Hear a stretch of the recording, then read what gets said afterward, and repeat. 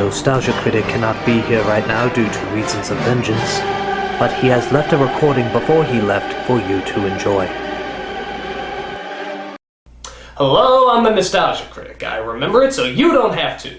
Our childhood kicked ass. Why? Because we were a generation raised by television, and television had cartoons, and kids loved cartoons, hence we loved television. But what were the best nostalgic cartoons? What were the groundbreakers of the 80s and 90s? The biggest innovations, the shows everyone tried to rip off but could never quite duplicate?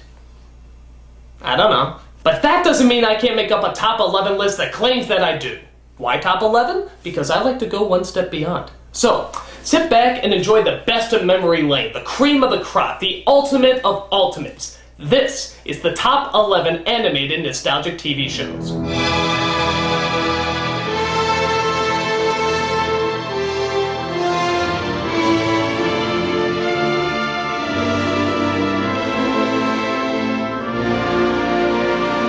Number 11. Ghostbusters. Even though it was based on a movie, Ghostbusters was a very original, very funny, and sometimes even very scary cartoon show. I always had a theory that kids like being scared more than they let on, so as long as there's a bunch of funny lines and action sequences to go along with it, chances are you'll have a really fun and inventive kid show. It was kind of like being a fireman, except instead of putting out fires, you were chasing ghosts, which is a hell of a lot cooler. In every episode you would see a new ghost, and every one of them was well thought out and creatively designed. And of course, the Ghostbusters themselves were incredibly funny, capturing the personalities of the movie to a T. And of course, there's Slimer. I really fucking hated Slimer. But everyone else seemed to like him, so what can you do? Despite the flying snotball, Ghostbusters was a heck of a lot of fun. If there's something strange in the neighborhood, you know who to call.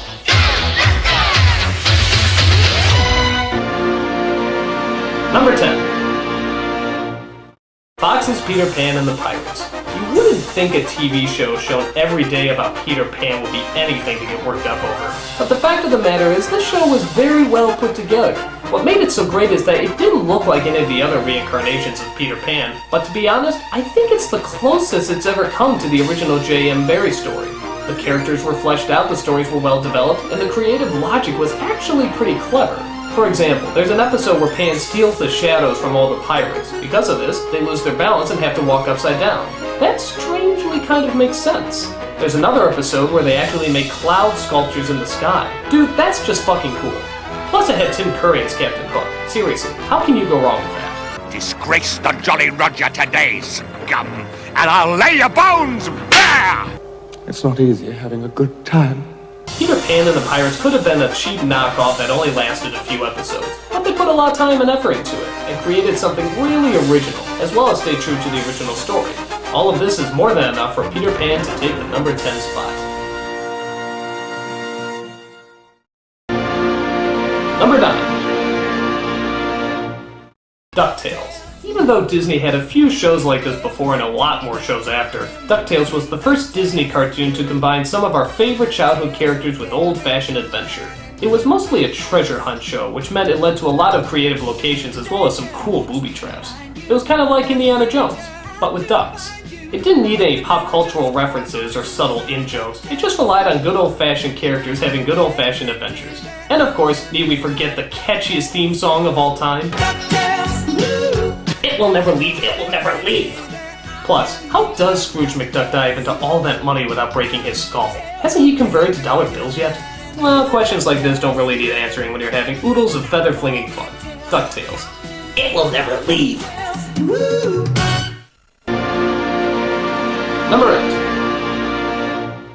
Ren and Stimpy. This cartoon was just nuts. The animation was insane, the voices were insane, the stories were insane, and we loved every minute of it. This is pretty much what kids saw when they were on a sugar high. Absolute madness mixed with undiluted energy. It was so chaotic that even the characters didn't always look right. Like here's Stimpy in one scene, and here he is in another. They don't even look like the same species. Or how about some of these weird jokes? I'm so happy! I must go do nice things! Why the hell was the word go in his mouth for a second? Or how about the scene where Ren irons Stimpy's underwear?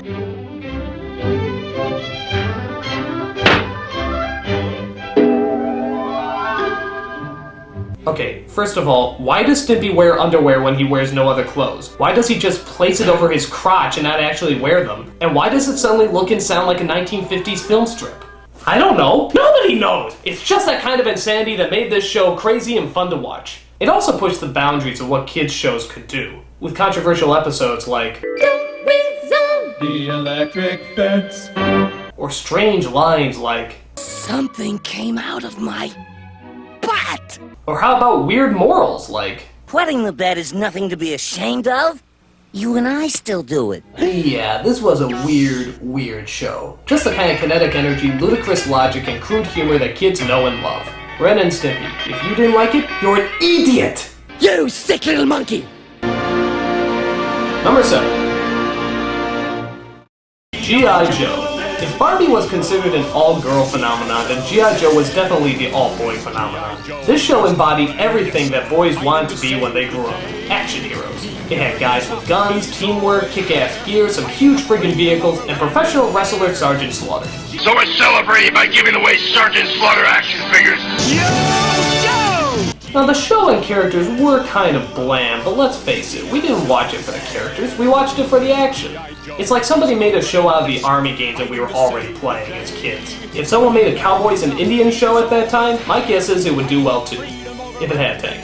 With all its spy work, military command, and action-packed adventure, G.I. Joe knew how to give the bloodthirsty Marine and every little boy exactly what we wanted.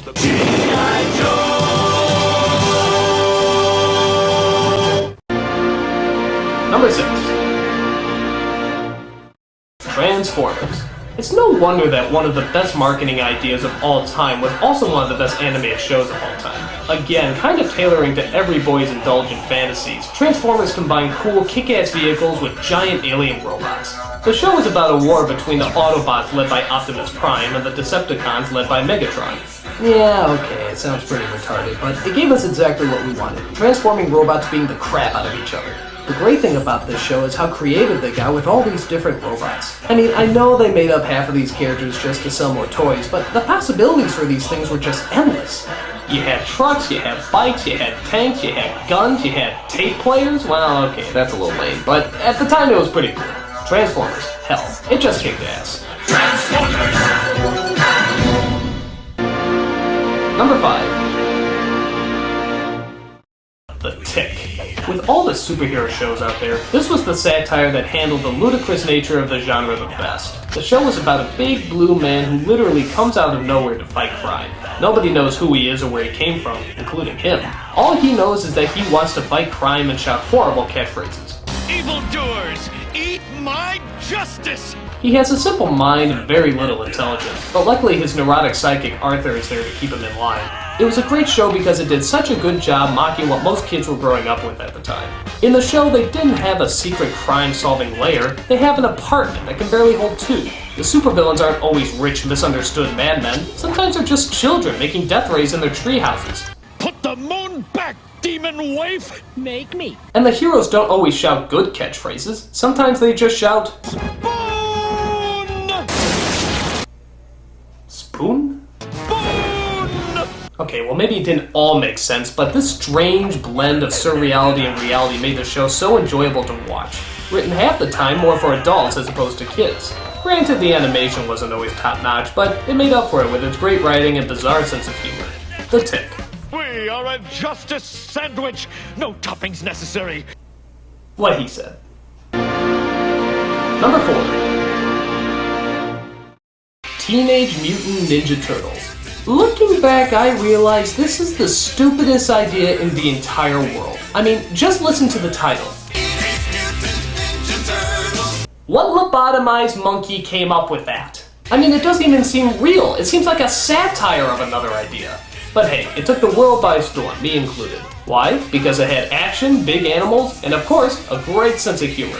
I mean, they had Uncle Phil's the Shredder for crying out loud. I want this city to grovel at my feet now! I want all these freeloading parasites out of here! I think what made this show so popular is that it was combining two things that kids love. Animals and action scenes. Throw in some outdated catchphrases like Really righteous! and you have a show that's destined to be a hit. I think what really shocks me about this show is that it actually worked twice. I mean, they released the show again recently, and it actually became a hit. So much so that they even made another movie based on it. I don't know who came up with this idea or how. Well, okay, maybe I do know how, but it doesn't matter. This show was a ton of fun, combining everything that kids loved at the time. Teenage Mutant Ninja Turtles, an idea so stupid, it has to be good. Number 3. X-Men. From one set of mutants to another, X-Men was the comic book show that every kid could enjoy. Why? Because it had a million characters to choose from. Unlike superhero shows like Superman or Spider-Man, X-Men had a huge cast of main characters. So if you didn't like one main character, you had another you could watch. And if you didn't like that character, you could watch somebody else. On top of that, it dealt with an issue that a lot of kids know too well: prejudice. Every kid has to go through a little bit of being made fun of, and if you look different or acted different, chances are you probably got a lot of it. And X-Men was all about that. People who are ridiculed and criticized simply because they were born different. It showed us how to live with our gifts, and how not to hide what makes us different, but to embrace them. And of course it had some kick-ass action and supermodels and spandex. That always helps too. X-Men gave us a ton of characters that we won't soon be forgetting. Each one with their own backstory and psychological issues. It was interesting, it was fun, and it knew how to keep us glued to the tube. X-Men, the perfect show to sink your claws into. Number 2. Animaniacs. I've never seen a show that came so close to capturing the spirit of the original Warner Bros. Cartoons like this one. Yeah, Tiny Toons might have started this fad, but it was Animaniacs that perfected it, with writing that could entertain both children and adults alike. Our generation didn't grow up with shows like Carol Burnett or Laugh-In, so this is the closest thing to a variety show we had, combining great songs, lovable characters, and ingenious comedic writing. The characters in this show seemed so real that they practically leaped off the screen. Characters like the Warners, Slappy Squirrel, and Pinky and the Brain were all hilarious constructs that knew how to be likable as well as funny. It not only did a good job of making us laugh, but also educated us every once in a while, and actually made it fun. That's really hard to do. Baton Rouge, Louisiana, Indianapolis. I know now forever that Baton Rouge is the capital of Louisiana. The rest I don't know, but it is one of those kids shows that I can still watch as an adult and still totally enjoy. It has an energy and a sophistication that very few other shows have, mostly because producer Steven Spielberg gave a lot of freedom on the show. It was also said that he was present for the majority of the show's production, proving once again that I think he makes a much better producer than he does a director. Private Ryan is overrated! But I digress. Animaniacs was one of those rare shows that allowed a lot of freedom that really paid off. To put it short, it was pure animated gold. And the number 1 animated nostalgic TV show is Batman, the animated series. This is the show that changed everything. It took chances, it took a new look, and it took its audience seriously. At a time when most action cartoons looked like G.I. Joe or X-Men, Batman took a totally different approach with a focus on Art Deco design. It was one of the few shows that had actual orchestra for the music, and it also got voice actors who didn't sound like typical voice actors. They sounded like real people.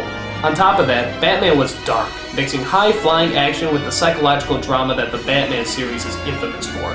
They didn't always have happy endings, and the bad guys weren't always just bad guys. Sometimes they were ordinary people like you or me, whose lives got destroyed by tragic events. That's not the kind of kids programming most of us are used to. Now that's not to say they didn't have some real baddies either. Characters like the Joker were just as funny and threatening as many of the film renditions. By the way, did you know it's Luke Skywalker playing him? What made Batman so great is that it was its own creation and yet somehow also embodied all the previous incarnations before it. It had the drama from the comic books, the subtleties from the Burton movies, and even a little bit of the camp value from the 60s show and Schumacher films. It seemed like the Batman that combined everything and yet somehow seemed to stand on its own. Its morals were dark, its characters complex, and its endings were not always very cheerful. We took the show seriously because it took us seriously. It never played down to us or lightened the tone because we were kids. It gave us the straight gothic stories that we all know and love. Proof that the legacy of the Dark Knight will always live on. All of this and more is why Batman is the greatest animated nostalgic TV show. I'm the Nostalgia Critic, I remember it so you don't have to.